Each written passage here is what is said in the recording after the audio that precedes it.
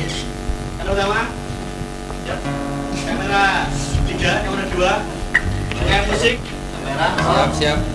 1, action.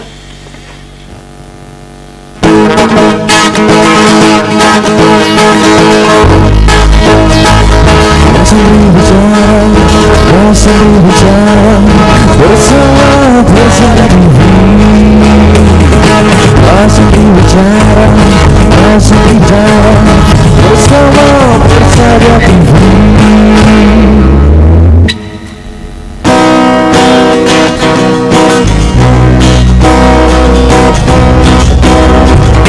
untukku yang duduk sambil diskusi, untukku yang biasa bersama bisa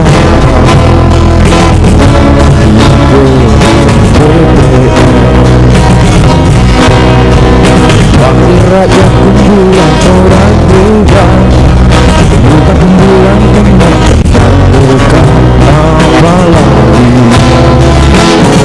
salah di hati dan lidah bukan didengar. Suara langit tolong dengarlah disampaikan.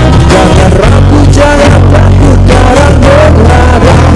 Bicaralah yang jangan hanya diam.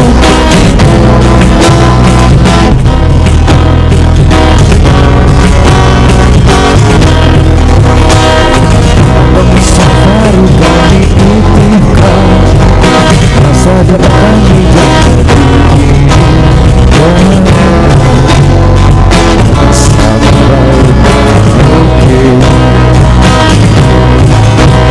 saudara dipilih bukan dilotem, meski kami tak tahu siapa saudara.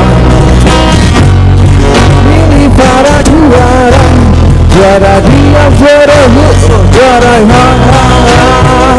Wakil rakyat seharusnya beraya. Jangan dibuat siang soal rakyat bukan paduan suara. Hanya mau yang lalu setuju. Assalamualaikum warahmatullahi wabarakatuh. Selamat malam pemirsa yang ada di rumah maupun yang ada di studio. Semoga kabarnya malam hari ini pemirsa yang berada di studio maupun berada di rumah semoga baik-baik saja ya malam hari ini. Dan tentunya kita kembali lagi dalam acara kesayangan kita, di mana lagi kalau bukan dalam acara Mahasantri Bicara.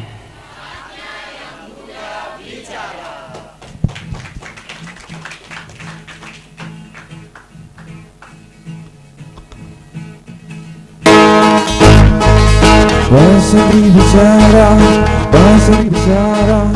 bersama Bersahaja TV. Mahasantri bicara bersama Bersahaja TV.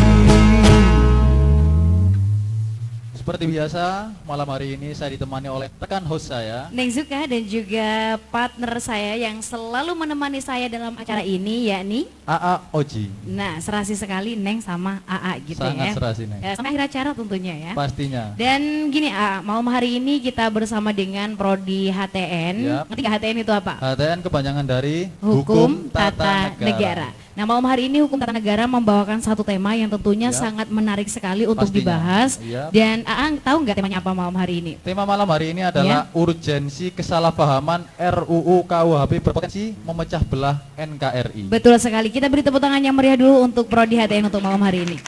Nah, tentunya sudah kita bisa gambarkan ya dari Pastinya. tema yang malam hari ini dari beberapa pekan yang lalu memang sudah gencar di sosial media tentang beberapa isu-isu dan yang tentunya kita belum paham apakah itu benar atau tidak seperti itu. Nah, yang Neng Zuka pengen tanyakan ini apa sih RUU itu dan apa sih RKUHP itu? Apakah mungkin ada beberapa faktor ataupun isi yang sehingga membuat para masyarakat bingung dengan redaksi yang ada? Pastinya ada faktor-faktor yang menyebabkan kesalahpahaman dalam RUU KUHP yang Ada. sangat hangat kali ini kan? Iya, betul sekali. Mungkin faktor yang pertama adalah kurang pahamnya masyarakat tentang RUU KUHP, Betul sekali. atau mungkin isi dari RUU KUHP tersebut yang sangat kontroversial. Nah, yang pengen Neng tanyakan ini kira-kira apa sih salah satu isi dari redaksi RUU maupun KUHP sehingga banyak masyarakat ini yang menggebu-gebu gitu tentang di sosial media kan Neng banyak paham tuh kemarin dari Facebook, Instagram dan WA semuanya banyak itu. Kira-kira apa sih salah satu contoh isinya, A? Kalau nggak salah Neng, Iya. salah satu isinya ada yang membahas tentang hewan ternak Hewan dan juga ternak. unggas. Unggas Yang itu dimana kenapa, A? apabila ada hewan ternak atau unggas yang Ya. bermain di halaman tetangga Di atau halaman kebun tetangga, iya. pemiliknya akan didenda 10 juta. 10 juta. Kira-kira kalau 10 juta itu dialihkan buat beli ternak lagi kan bisa Pastinya ya. bisa. Kan cuma main menjalin silaturahmi kan nggak apa-apa ya, A, Siapa ya? tahu main dia kan. Siapa tahu mainnya nakal makanya ditenda 10 juta gitu. Baik, kita tepuk tangan dulu untuk acara kita yang malam hari ini. Luar biasa sekali ya. Untuk itu AA malam hari ini agar kita lebih paham tentang apa sih yang kita bahas RUU maupun KUHP itu, kita langsung saja tangan narasumber kita. Narasumber kita yang pastinya Betul dari sekali. dosen Insud Betul sekali, dan beliaunya juga merupakan dosen tetap yang berada di Fakultas Hukum A. Nah, pastinya. langsung saja kayaknya pemirsa yang berada di rumah maupun berada di studio sudah tidak sabar lagi untuk mendengarkan urasan dari tema kita malam hari ini. Langsung saja kita panggil dari narasumber kita yang pertama. Ada dari langsung saja ya kita panggil Ibu Elva Imeldatur Roma. Dipersilakan Ibu. Pasri bicara, Pasri bicara bersama Bersadia TV. Pasri bicara, Pasri bicara bersama Bersadia TV. Baik, selamat malam Ibu. Ya, Bagaimana Ibu kabarnya? Elva Imeldatur Rahma. Selamat malam Ibu. Selamat malam. Alhamdulillah, kabarnya gimana Bu? Alhamdulillah baik. Baik saja. Ngajar di HTN sudah berapa lama Ibu? Tahun 2016. Tahun 2016 berapa Berarti, tahun? 3 tahun sekarang. Sudah Bu? 3 tahun. 3 tahun berjalan. Iya, ini 3 ya? tahun berjalan. Tentunya pengalamannya sangat banyak Ibu ya. Pastinya. Ya mudah-mudahan. Mudah-mudahan. Kayaknya ini ada kesan menarik nggak Bu mengajar di HTN ini, di prodi HTN? Ada suatu hal yang menarik nggak yang nggak bisa Ibu lupakan ini? Apa ya? Anak-anaknya kritis. Oh, kritis. Alhamdulillah, kita beri tepuk tangan dulu dong buat HTN. Karena memang yang dibutuhkan itu adalah mahasiswa yang kritis ya. Soalnya ini juga jurusan hukum nih. Pastinya harus mahasiswanya harus kritis sekali biar tidak ada kesalahpahaman tentang pemahaman hukum ya Ibu. Pastinya Tentu seperti saja. itu. Karena kursinya masih 01. Masih Neng. 01. Maka Pengen dari diisi itu lagi? kita hadirkan yang kedua kita. Tentu. Dan juga dosen HTN juga. Juga ini juga sama-sama dosen. Sama-sama dosen. Langsung saja kita panggil narasumber kita yang kedua, Bapak Ahmad Burhan Hakim. Pasri bicara, Pasri bicara bersama Bersadia TV. Pasri bicara, Pasri bicara bersama Bersadia TV. Baik, AA malam hari ini kita pengen berbincang-bincang lebih lama dulu sama Bu Elva ya. Jadi kita tanya dulu sama Bu Elva ya malam hari ini sambil nunggu Bapak Burhan ya, karena Bapak Burhan kendala macet di perjalanan maklum ya. Daerah Pantura ini ada kemacetan sekitar 10 km ya Ibu ya. Jadi Perbaikan jalan. Iya, perbaikan jalan perbaikan sekitar jalan. 10 meter ya. Sampai Gresik juga kok kemarin. Oh iya. Lebih 10 km lebih pokoknya. Maka dari itu kita tanya-tanya dulu ke Tanya Bu dulu Elva. sama Bu Elva. Pertama kali ngajar di Insut itu pengalamannya seperti apa sih Bu Elva? Gimana ya? Ya seneng. Seneng. Karena kan di sini mahasiswanya rata-rata santri. Rata-rata santri. Jadi saya suka, mereka kan mahasiswa yang notabene-nya santri dengan yang bukan santri. Itu kan beda. Beda. Jadi di sini akhlaknya lebih Oh, terutama di akhlak dulu. Di ya? akhlak Ah, gitu. betul sekali. Jadi ada perbedaan gitu antara yang mahasantri sama yang mahasiswa biasa mahasiswa gitu. biasa. ya pasti ada. Pasti ada. Oke. Langsung saja kayaknya Narasumber Bapak kedua kita sudah hadir. Iya, ini ajudannya sudah ada, jadi kita Oke. langsung saja panggilkan Bapak Bapak Ahmad Ahmad Burhan Burhan Hakim. Hakim. Santri Bicara, Kelas Santri Bicara bersama Persada TV. Kelas Santri Bicara, Kelas Santri Bicara bersama Persada TV. Kita beri tepuk tangan yang meriah dulu untuk kedua narasumber kita malam hari ini. Luar biasa. Bapak Hakim, bagaimana kabarnya? Alhamdulillah, bagaimana kabarnya Bapak? Alhamdulillah baik hari. Baik, ya kan macet tadi ya Bapak ya? Iya, muter-muter dulu Mbak. Muter-muter Oke. dulu, iya. Tadi pesawatnya landing di mana Pak? Oh, landingnya di Sunan Derajat. Oh, alhamdulillah. alhamdulillah. Sunan Derajat luar biasa sekali. Luar Tepuk tangan biasa. untuk Sunan Derajat. Bisa buat landing pesawat. ternyata. Bisa, makanya tadi Bapak Burhan kan tadi diteleponin sama Ah. asistennya. Maaf Neng, ini Pak Burhan lagi kena macet, makanya ini pindah ke apa namanya ke Lewat pesawat. Iya, Ya, makanya ya. landing ya Bapak ya tadi.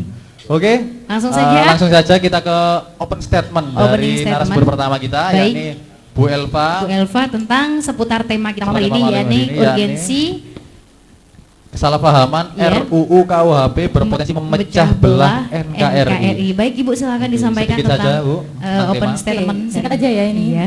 mengenai tema. Jadi perlu kita ketahui sebenarnya KUHP itu adalah undang-undang tentang tindak pidana yang berlaku di Indonesia. Dan KUHP ini awalnya kan hukum kolonial Belanda ya. Jadi Iya. diadaptasi atau diadopsi dari hukum kolonial Belanda yang dulu namanya itu Wetboek van Strafrecht.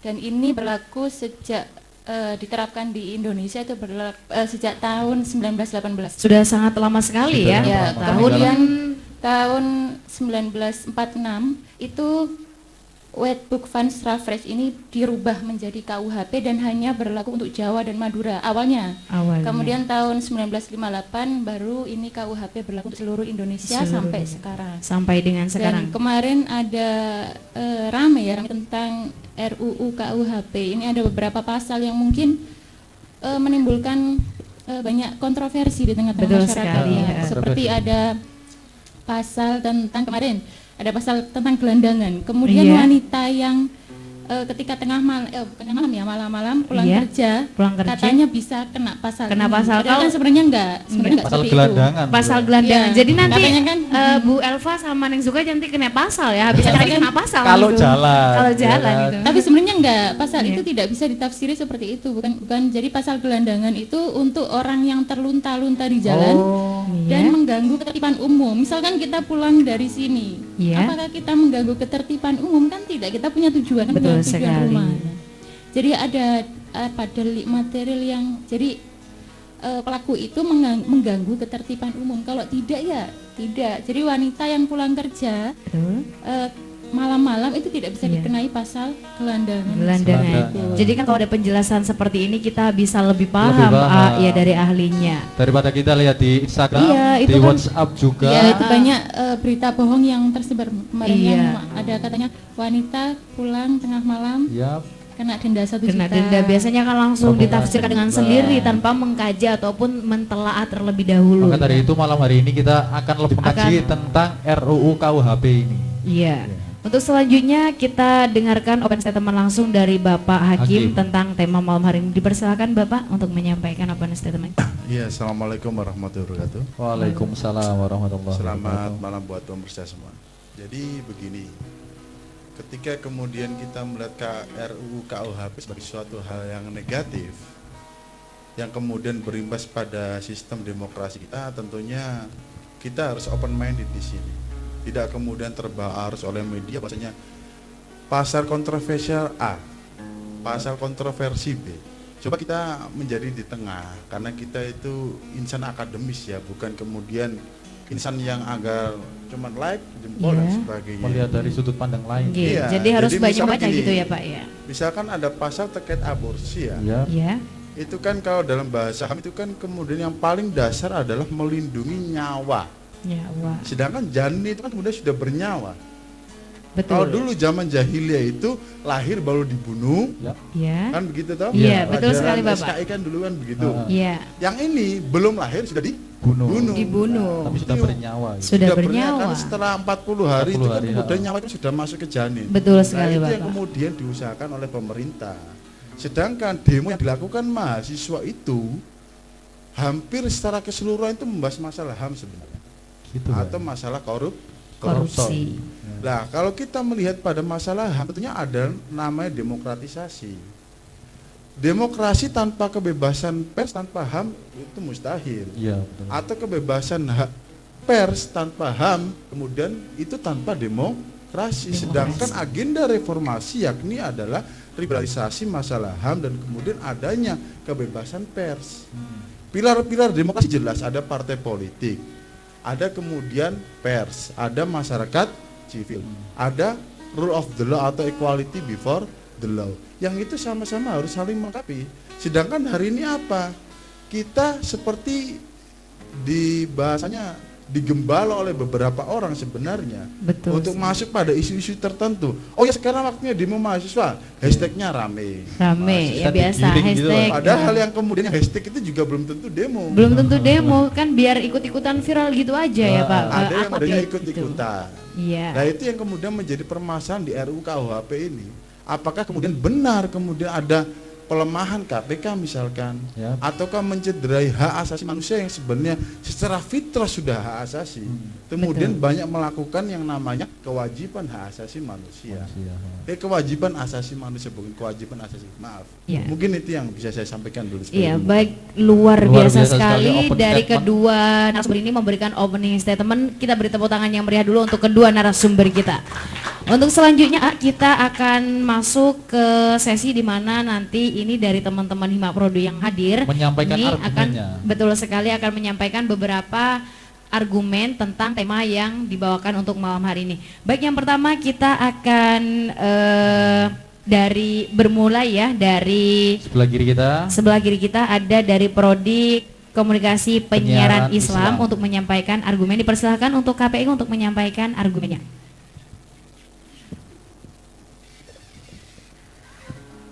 Assalamualaikum warahmatullahi wabarakatuh. Waalaikumsalam warahmatullahi wabarakatuh. Saya di sini dari Prodi KPI Komunikasi Penyiaran Islam ingin menanyakan tentang pasal 306. Argumennya adalah setiap orang yang di muka umum menghasut dalam bentuk apapun dengan maksud meniadakan keyakinan seorang terhadap agama apapun yang dianut di Indonesia dipidana dengan pidana penjara paling lama 4 tahun atau pidana denda paling banyak kategori 4. Dan argumen saya di sini adalah Iya.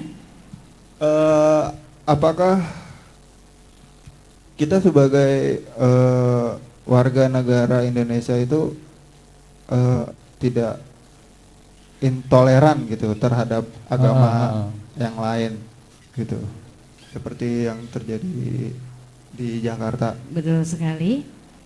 Kemudian Dan melemahnya KPK.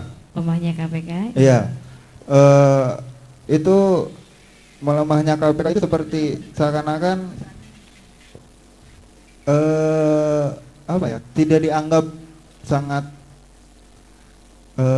berpotensi sekali KPK itu ya. Iya. Makanya justru itu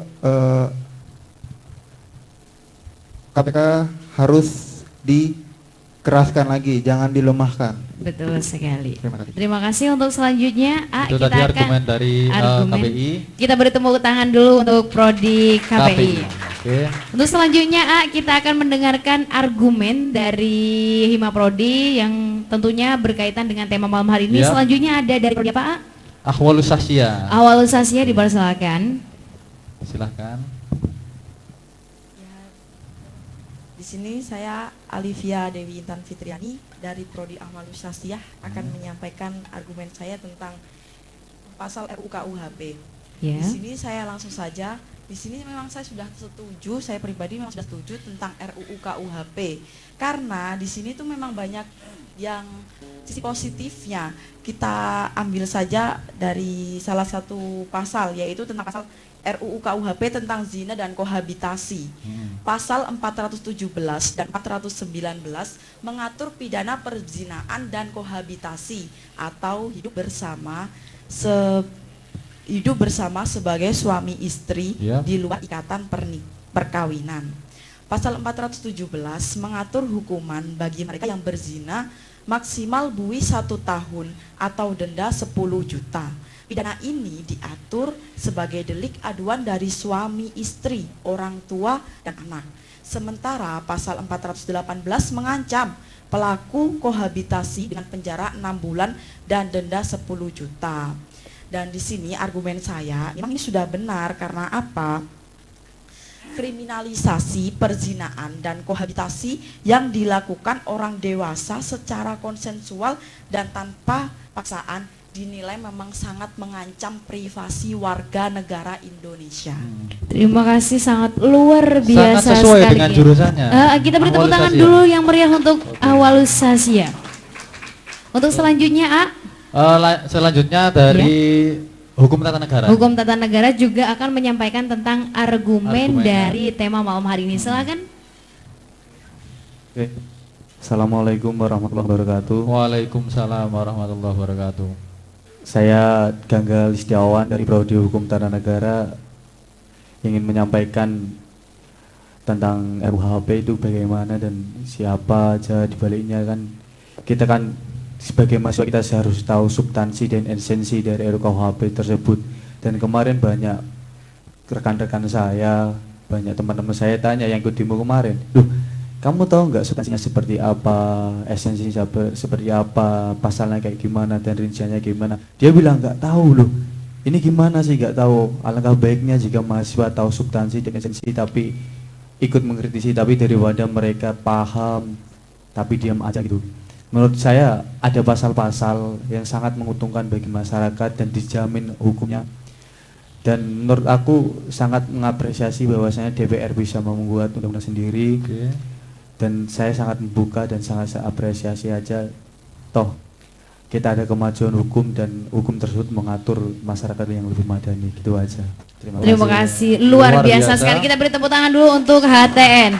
Luar Dari biasa. AS, Dari terkesan AS setuju. dan HTN. Dari HTN juga terkesan setuju. Terkesan setuju dan memang penjelasannya ini memang membuka pikiran kita untuk tentang- lebih memahami tentang redaksi-redaksi yang memang sebelumnya itu banyak kesalahpahaman dan dengan jujur kemarin juga ini kok gini sih, dan setelah mendengarkan argumen dari para teman-teman ini kok ternyata kita bisa membuka kita lihat jalan dari pikiran. sudut pandang lainnya agar Betul kita tidak sekali. mudah terprovokasi.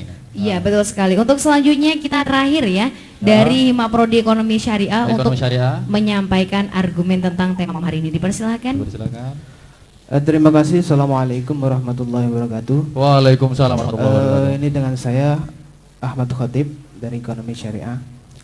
Mungkin dari pembahasan tema saat ini ya sungguh sangat menarik gitu. Jadi menurut saya pahami dari kemarin-kemarin melihat yang terjadi kontroversi dari masyarakat dan mahasiswa ya. Mungkin salah satunya dari RUKUHP.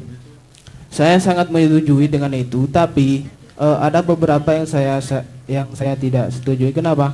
Karena penyampaian dari undang-undang seperti itu kan sangat sangat tidak tidak relevan gitu.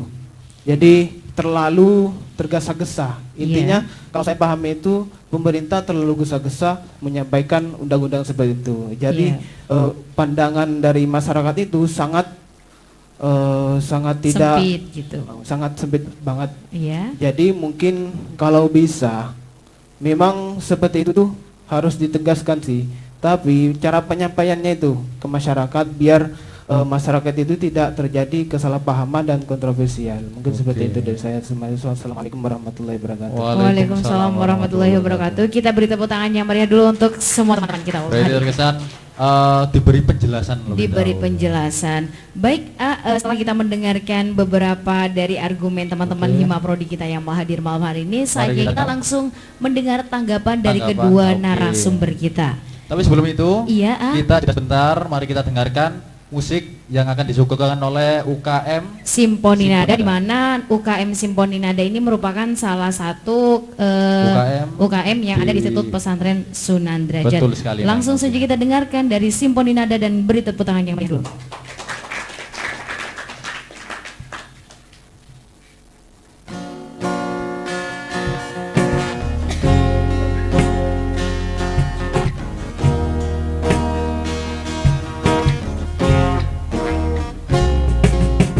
Kami mahasiswa rakyat miskin kota, bersatu padu rebut demokrasi, gegap gempita dalam suatu suara, demi tugas suci yang mulia. Hari-hari esok adalah milik kita, terciptanya masyarakat sejahtera, terbentuknya tekanan masyarakat Indonesia baru tanpa orba. Marilah kawan, mari kita kabarkan, tangan kita tergenggam arah bangsa. Marilah kawan, mari kita nyanyikan sebuah lagu tentang kebebasan.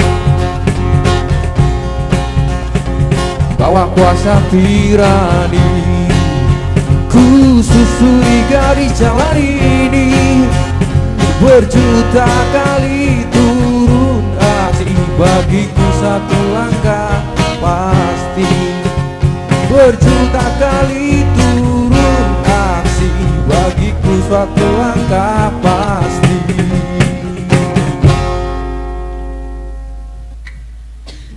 Baik, kita beri tepuk tangan yang meriah untuk musik Simfoni Nada. Tetap dalam acara Mahasantri Bicara.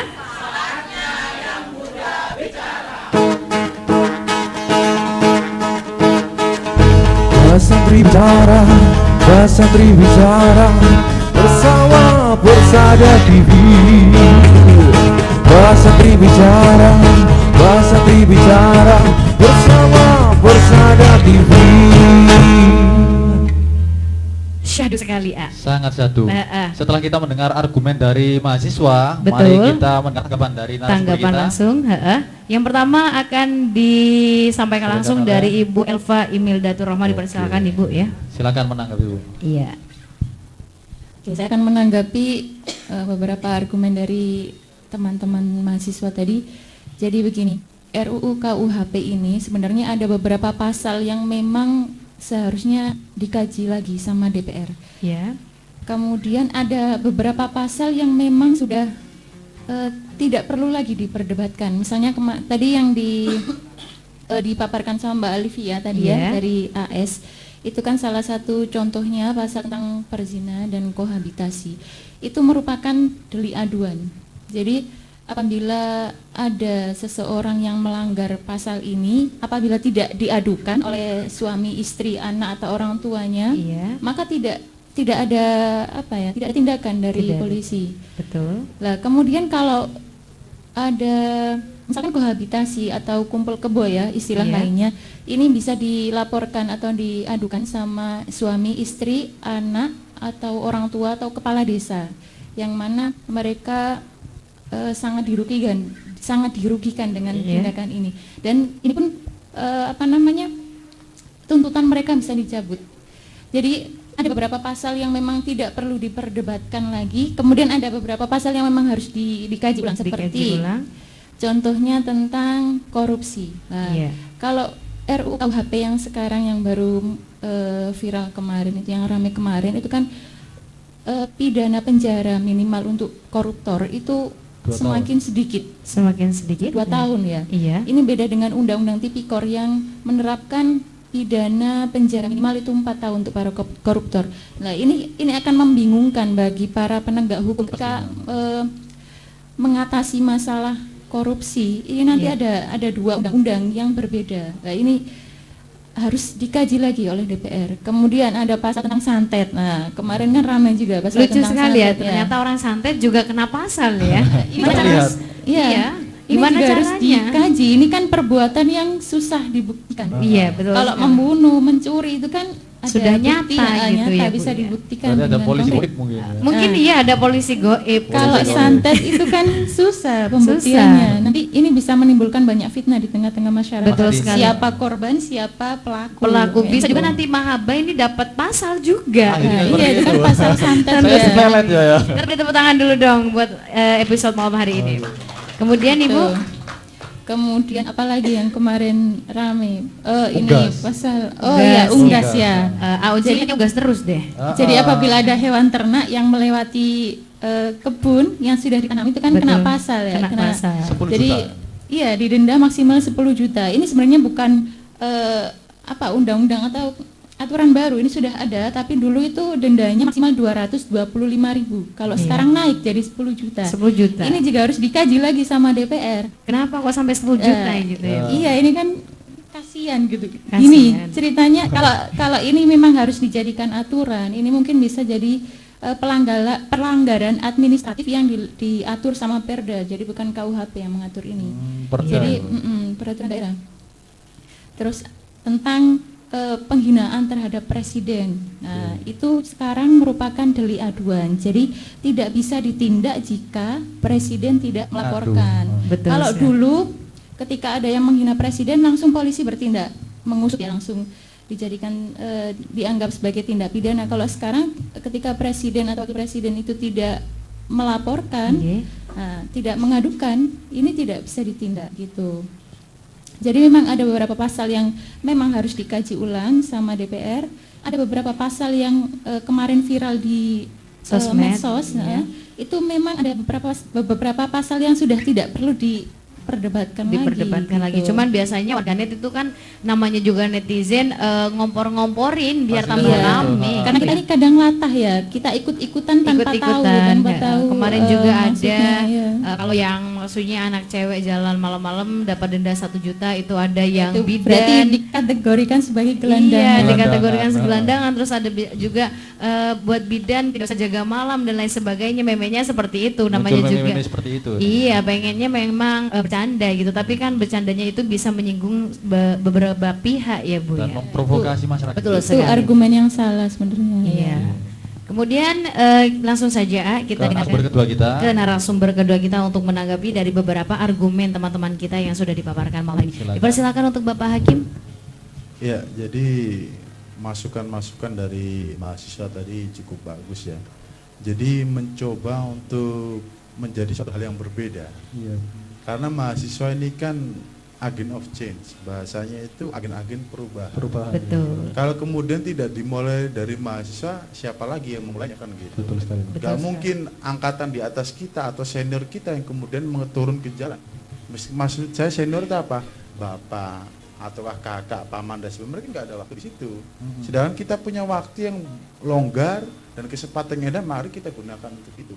Nah, hanya saja kemudian aksi turun di jalan itu memang terkadang tidak diawali dengan diskusi yang rutin atau diskusi yang komprehensif terhadap case yang akan kemudian didemokan. Biasanya Agar begitu. paham, Bang. Seharusnya begini, misalkan demo terkait RUU KUHP, minimal paling tidak itu 2 minggu pembahasan biasanya. Itu pun dilakukan dua hari per malam biasanya. Misalkan 2 hari sekali tiap malam, itu pun komprehensif dan mengundang beberapa pakar biasanya. Cuman hari ini karena bahasannya asal geruduk, Iya. akhirnya kemudian terbawa oleh isu tersebut, oleh arus tersebut. Benar dikatakan oleh salah satu mahasiswa tadi, kamu tahu nggak isunya ini apa? Ternyata nggak tahu apa.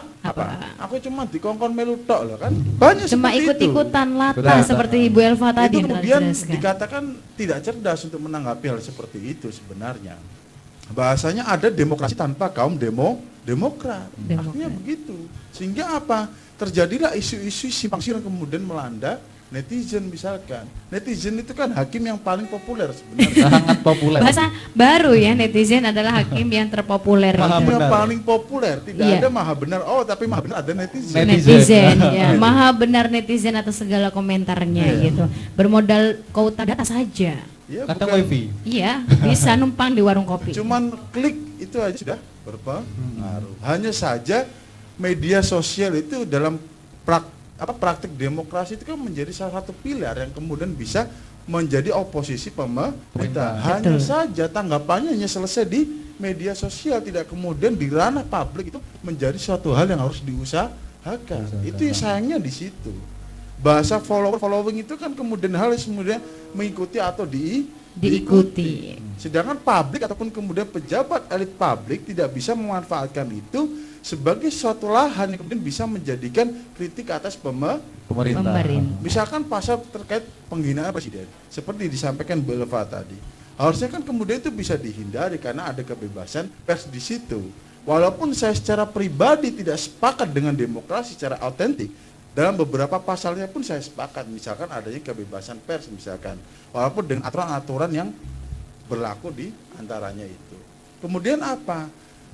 Misalkan, yang paling saya lihat aksi yang ada di Malang walaupun Jakarta ataupun Surabaya, masih ada bahasa serangkangan dalam poster-poster yang disampaikan bahwa mahasiswa itu kan sudah nggak sopan sekali sebenarnya. Sebenarnya apa? Hak asasi manusia itu harus diimbangi dengan adanya kewajiban asasi manusia. Hak asasi manusia bukan persoalan individu sebenarnya, tapi persoalan masyarakat. Misalkan bagaimana adanya aborsi. Baik aborsi maupun LGBT sebenarnya sudah banyak dibahas di Amerika Serikat sebenarnya. Ketika tiap kali pemilihan presiden akhirnya disahkan LGBT. Apakah Indonesia mau seperti itu? Saya rasa tidak. Jangan sampai, Pak. Jangan sampai kan. Bahaya. Kalau LGBT ngelamongan Gresik bojone tuban kan. Itu beda lagi ya. LGBT beda lagi. Nah, kita nggak bisa menampik liberalisme tanpa adanya demokrasi. Pengennya mahasiswa apa? Tolonglah KUHP itu nggak usah mengurus itu. Nah, itu yang dikatakan sekulerisme dalam mahasiswa. Kita membahas masalah itu tapi seolah-olah jauh dari sudut pandang kita sebagai mahasiswa. Bisanya kita cuma teriak tapi tidak difasilitasi. Kalau aksi damai tanpa reaksi. Di Malang itu saya berapa kali ikut demo. Kalau nggak sampai merobohkan pintu gerbang DPR nggak akan keluar. Katanya kalau demo nggak harus anarkis. Tapi kalau nggak anarkis nggak ada respon gitu ya. Nggak ada respon. Ini kan menjadi persoalan dan ambiguitas kita sebagai mahasiswa dulu. Jadi mau nggak mau dulu itu ngerusak gerbang gitu, Pak? Iya, harus otot-ototan sama Satpol PP itu. Baru bisa mediasi. Berarti ada pengalaman kayak main-main sama Satpol PP gitu ya? Kita beri tepuk tangan dulu dong buat kedua narasumber kita. Kemudian Bapak? Ya, sebenarnya ya ini suatu hal yang lumrah sebenarnya. Ada chaos ataupun kekacauan sebelum penetapan kabinet atau pelantikan presiden itu jelas terjadi. Kita masih ingat Papua. Kemarin itu kan? Terus kemudian RUU KUHP. Itu pasti suatu hal yang kemudian belum formasinya secara politik belum jelas. Akan ada suatu hal yang kemudian gejolak nasional itu pasti timbul. Tapi setelah kabinet diresmikan, presiden, wakil presiden disahkan, kan tidak ada apa-apa sekarang. Iya, aman. Itulah yang dikatakan ada agenda media atau agenda politik media. Pengalian isu berarti. Iya. Isu. Bisa jadi seperti itu. Tadi kemarin sempat panas gitu ya gonjang. Iya, karena belum ditetapkan kabinet ini siapa saja. Iya. Walaupun dalam ini politik ini tidak bisa disampaikan, tapi saya sampaikan di sini sebagai satu hal yang ini adalah suatu fakta yang kemudian menjadi fakta sosial yang harus kita sampaikan. Mungkin itu yang biasa. Terima kasih penjelasan yang sangat gamblang sekali dari kedua narasumber kita. Untuk selanjutnya kita akan memasuki ke sesi tanya jawab. Tanya jawab, mungkin langsung saja ditanya siapa yang mau tanya. Dari mahasiswa silakan yang ingin tanya.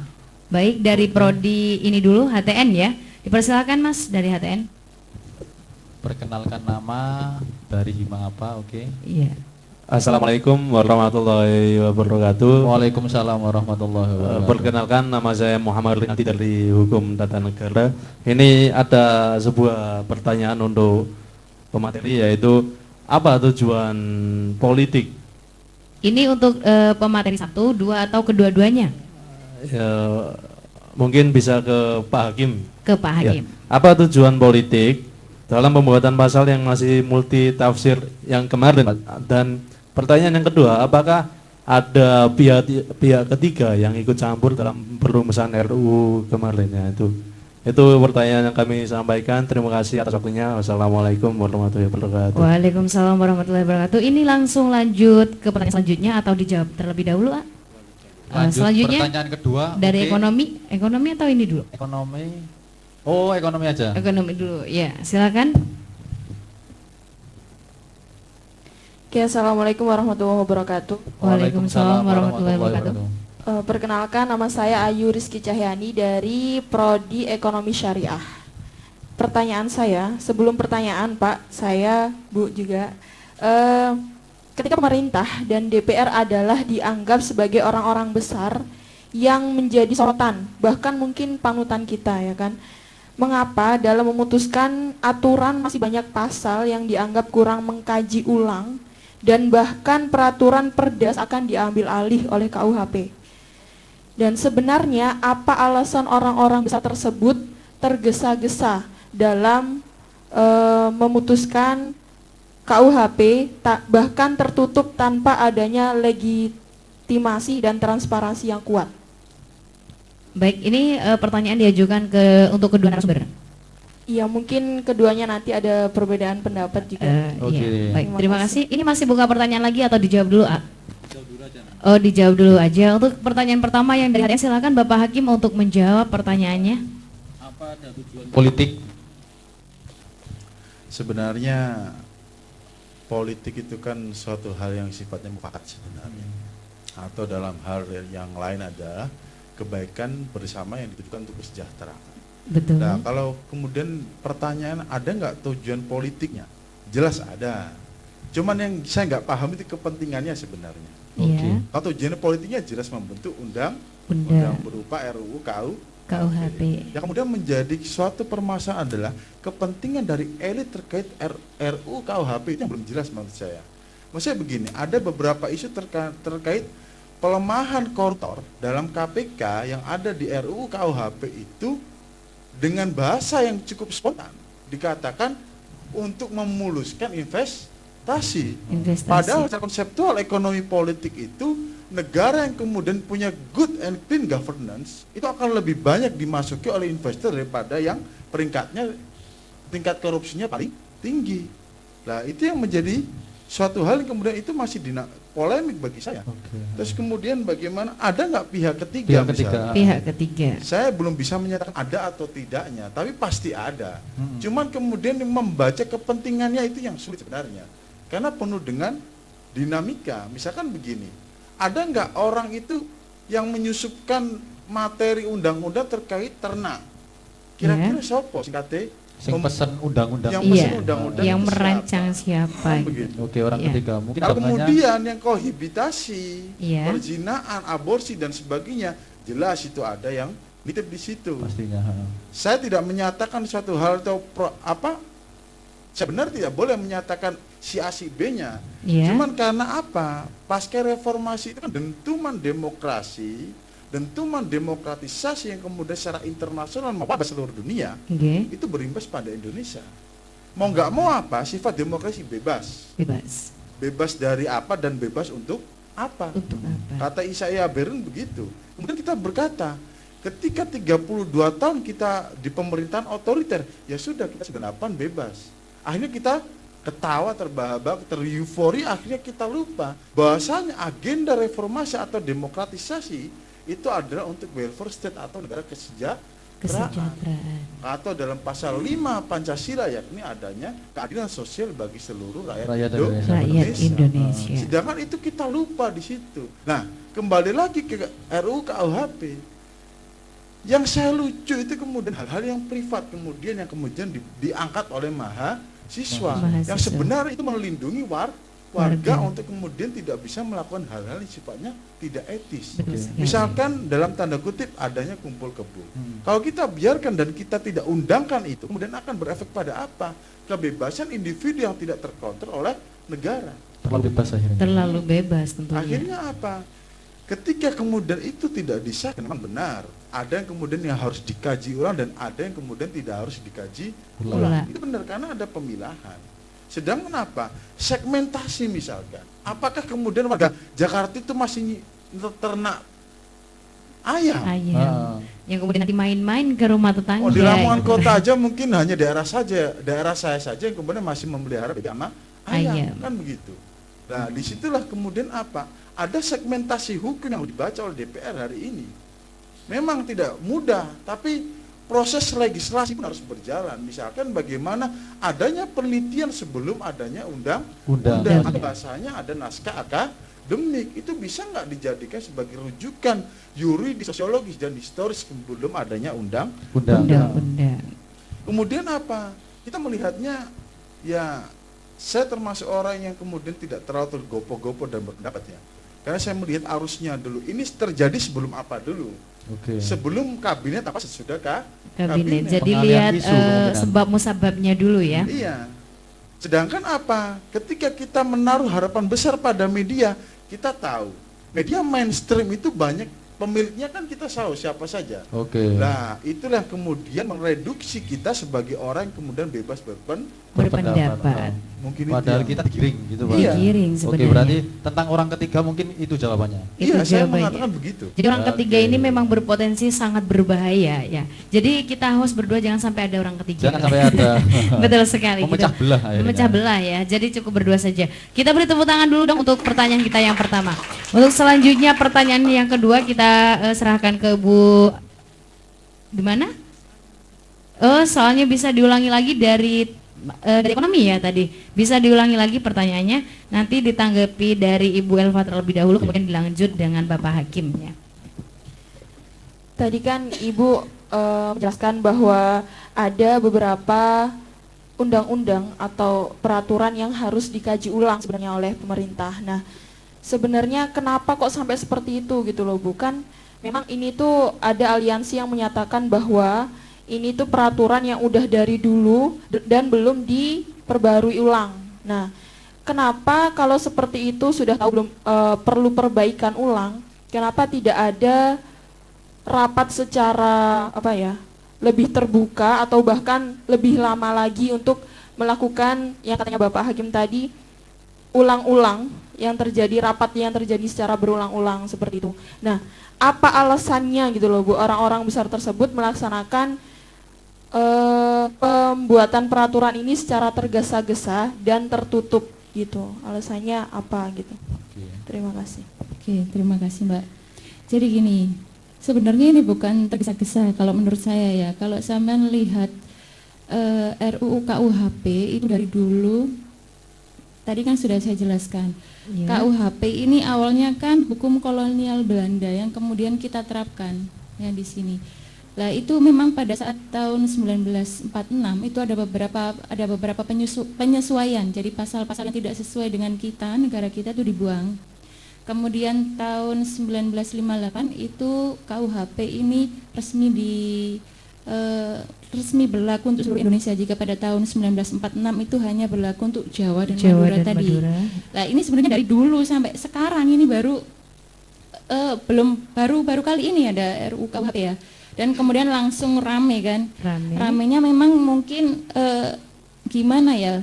Mungkin ada beberapa pasal yang bikin shock kita ya. Iya, benar banget. Jika dulu sebenarnya kalau sampean lihat itu ada naskah akademiknya, itu ada, bisa kita akses, kita lihat. Jadi bukan tidak, kalau saya tidak sepakat kalau sampean mengatakan ini tergesa-gesa dan tidak transparan, itu tidak benar, tidak sepenuhnya benar ya. Jadi naskah akademiknya sudah bisa kita akses, kita bisa baca, itu ada 500 halaman lebih ya, itu bisa kita baca penjelasan dari mereka tentang beberapa pasal, itu saya rasa sudah sangat jelas. Tapi memang ada beberapa pasal yang sudah saya sebutkan tadi yang harus dikaji lagi, seperti kasus seperti korupsi, kemudian ada pasal karet lagi, pasal tentang makar.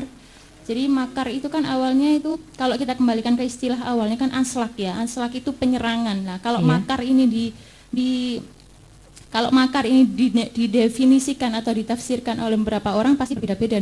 Dan ini pasti jadi pasal karet. Nah, ini perlu dikaji lagi. Jadi banyak sekali beberapa pasal yang harus dikaji lagi. Tapi ada beberapa pasal juga yang sudah sesuai dengan kondisi yang ada. Sesuai etika orang Timur, etika kita ya, orang Indonesia, seperti pasal perzinahan, pasal tentang kohabitasi, itu kan menjaga kita sebenarnya. Gitu. Yang dimaksud dengan pasal karet itu bisa dijelaskan Ibu gimana? Pasal karet itu kan melar ya, jadi multitafsir, bisa ditafsirkan gitu. Jadi tiap orang itu bisa menafsirkan beda-beda, bisa karena berubah-ubah gitu. Kurang jelasnya pasal itu. Jadi kalau pasal karet itu akan membingungkan para penegak hukum untuk menentukan atau memutuskan. Betul sekali. Jadi, karena kan itu tadi banyak penafsiran. Iya. Gitu. Mungkin itu penjelasan dari Ibu ya. Untuk selanjutnya gitu, dari Bapak Hakim untuk menanggapi dari pertanyaan teman kita yang dari ekonomi tadi. Iya, jadi sebenarnya bukan tanpa legitimasi sebenarnya, atau tanpa penguatan, tanpa dasar hukum sebenarnya, karena yang buat itu DPR. Jas itu fungsinya kan membuat undang-undang. Saat kemudian mereka melakukan controlling terhadap pemerintah, dia ada yang namanya program legislasi, baik nanti prolegnas, prolegda dan sebagainya itu. Nah, bisa diakses juga, misalkan disampaikan Bu Elva itu terkait naskah akademik, cuman bagi saya ada beberapa hal yang kemudian tidak di situ pada tempatnya sebenarnya. Bagaimana kemudian benar nggak DPR itu melakukan aspirasi terhadap masyarakat? Contohnya apa, Pak? Misalkan begini, kalau misalkan kemudian DPR melakukan tindakan aspiratif terhadap masyarakat, kita lihat urutannya, DPR itu dari mana? Dari partai politik. Dari partai politik. Iya. Ada nggak partai politik di tingkat kabupaten yang membuka posko pengaduan terkait undang-undang? Tidak ada. Hampir tidak ada sih. Itulah yang kemudian menjadi salah satu kelemahan pilar demokrasi di Indonesia, bahwa partai politik tidak bisa menjalankan tugasnya sebagai fungsi aspirasi. Itu yang kemudian bagi saya agaknya nihil kemudian ketika DPR melakukan pembahasan undang-undang tanpa melakukan aspirasi. Cuman biasanya sebelum dibentuknya undang-undang, sebagai salah satu syarat adanya sosialisasi. Itu pun dilakukan di kampus-kampus yang kemudian berada di tengah kota atau kemudian di tingkatan provinsi yang kemudian sudah terkenal. Pernah kayak kemudian di beberapa daerah itu membahas masalah itu? Saya rasa tidak. Harusnya apa? Partai politik bisa memerankan itu. Oh, masyarakat butuh ini, masyarakat butuh ini. Oh, dan sebagainya itu. Sehingga apa? Partai politik itu dirasakan betul manfaatnya, bukan hanya sebagai media ataupun organisasi yang memberikan uang ketika sebelum pencoblosan. Kita lihat misalkan kantor partai politik ramai ketika ngapain? Pileg, pilpres, pilkada dan pemilu dan sebagainya itu. Setelah itu, ya langsung melompong. Sepi gitu. Nah, itulah yang kemudian bagi saya hal-hal yang harus diperbaiki. Kita ini bukan menjadi tanggung jawab pemerintah saja atau menjadi tanggung jawab partai politik, tapi kita juga sebagai masyarakat yang cerdas. Kalau dalam bahasa demokrasi, kita menjadi civil society yang kemudian menjadi pengontrol, check and balance, take and give terhadap pemerintah. Mungkin itu, Mbak. Iya, betul sekali. Itulah beberapa tanggapan dari kedua narasumber kita tentang dari kedua pertanyaan yang telah diajukan dari teman-teman kita.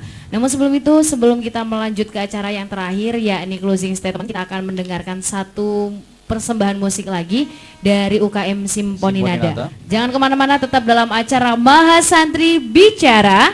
Saatnya yang muda bicara. Mahasantri bicara, Mahasantri bicara, bersama Bersada TV. Mahasantri bicara, Mahasantri bicara, bersama Bersada TV.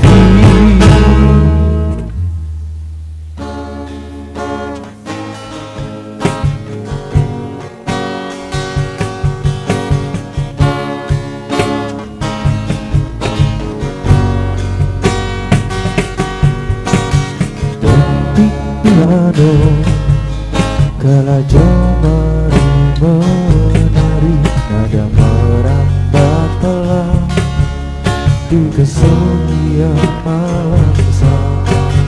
Datang angin hujan bersama sebuah bayang yang pernah terlupakan.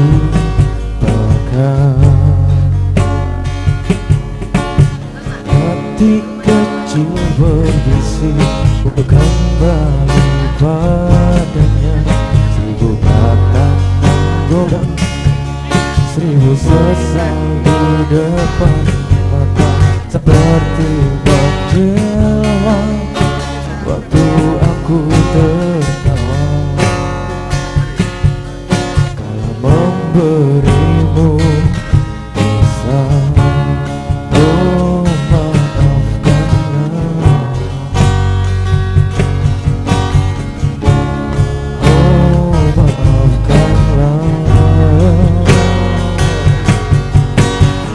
sesal di dasar hati yang tak mau pergi.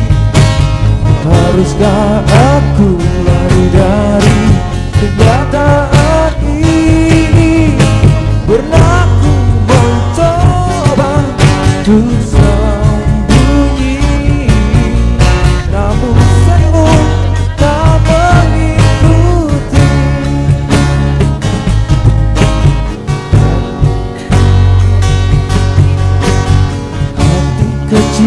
berbisi untuk kembali padanya. Seribu kata menggoda, seribu sesat di depan mata, seperti menjelma waktu aku tertawa. Kala memberimu dosa, oh maafkanlah,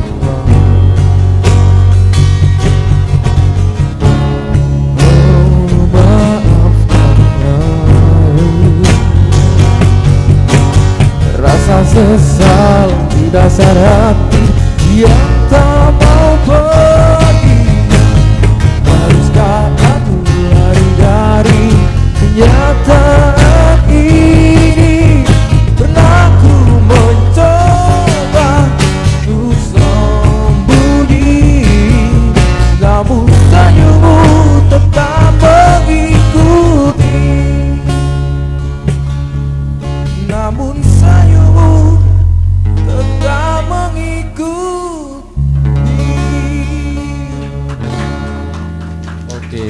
Oke, kita kembali lagi dalam acara kesayangan kita, Mahasantri Bicara. Saatnya yang muda bicara.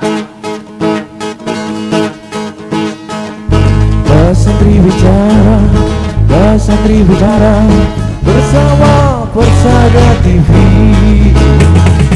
Mahasantri bicara, Mahasantri bicara bersama Persada TV.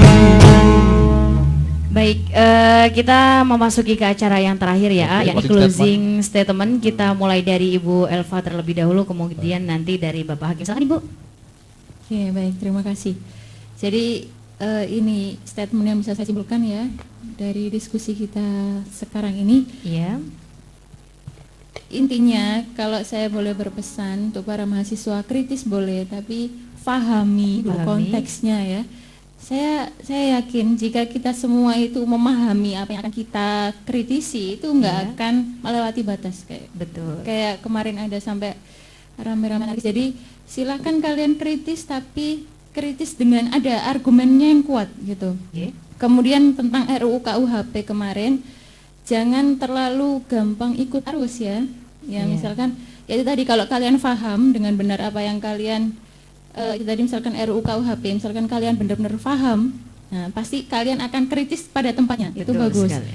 Dan itu tadi RUU KUHP ada yang benar beberapa pasal yang memang harus dikaji ulang, ada beberapa pasal yang memang sudah tidak perlu kita perdebatkan secara lanjut, sudah baik. Betul gitu. sekali. Intinya kan ini bagus, DPR ini ingin merevisi kembali KUHP atau undang hukum pidana yang warisan kolonial Belanda. Ini kan sebenarnya ya hasil karya sendiri, hasil karya anak Indonesia sendiri, tapi memang harus dikaji lagi. Bukan kita kemudian mentah menerima enggak, tapi harus memang ada kajian ulang lagi. Gitu. Karena memang pengen adanya perubahan baru. Gitu perubahan boleh, tapi harus sesuai dengan keadaan, keadaan dan mementingkan itu kesejahteraan masyarakat itu paling penting ya. Terlepas dari itu semua, RUU juga buatan manusia. Iya, pasti ada salahnya. Pasti ada salahnya, nggak ada sempurna karena memang manusia itu tidak lepas dari salah dan dosa seperti itu. Jadi untuk selanjutnya itulah pemaparan closing statement dari Ibu Elva. Selanjutnya dari Bapak Hakim, dipersilakan Bapak.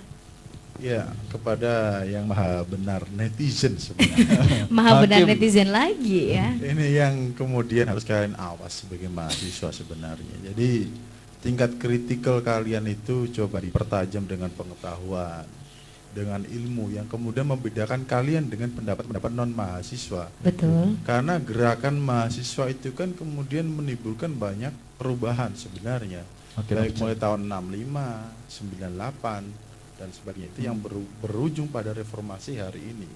Nah, kalau ketika kita melihat RUU KUHP sebagai suatu hal yang perlu dibahas, ya monggo dibahas. Apa yang kurang monggo dibahas, apa yang lebih monggo dibahas. Tidak kemudian wah rame-rame ikut, bahasanya kayak mama di pasar gitu lah. Ada ikan gini ngerumpi, ini ngerumpi, tapi sukanya ngerumpi yang tidak akademis. Mungkin maksud Bu Elva itu cobalah menjadi mahasiswa yang cerdas. Yang cerdas. Mahasiswa yang tahu sikon, mahasiswa yang tahu kondisi. Betul. Tidak kemudian seperti domba yang digembala oleh penggembala. Betul. Melu ngetan yang melu ngetan, ngulon yang melu ngulon. Ada prinsipal tag yang kemudian harus kalian ambil di situ. Betul sekali. Tapi untuk statement terakhir saya adalah Indonesia tidak dalam kondisi yang baik-baik saja hari ini.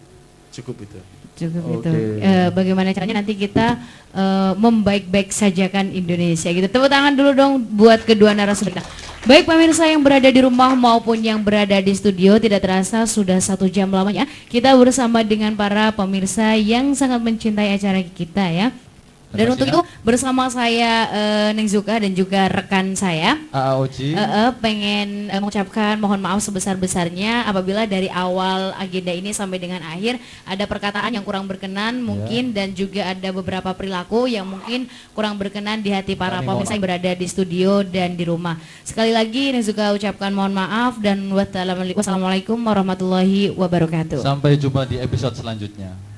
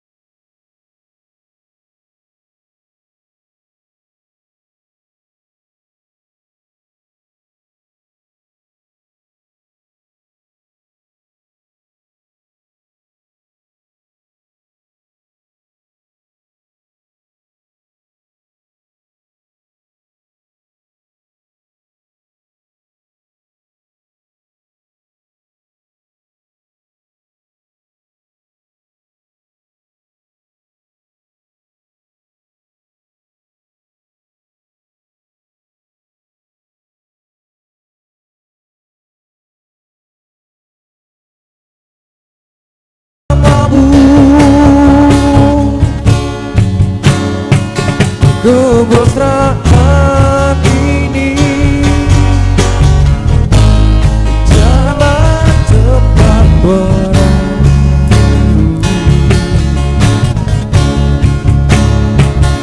Kemesraan ini tenang selalu.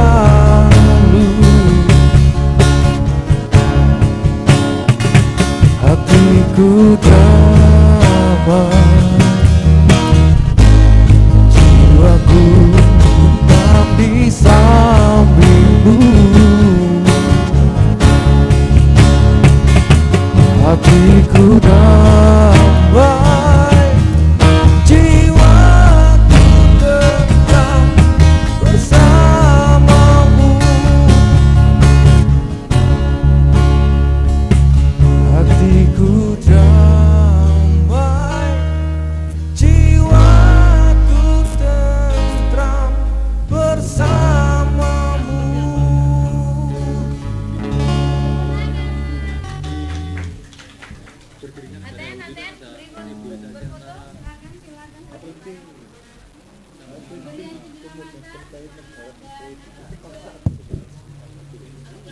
Yang sebelumnya kan gitu, ada yang bilang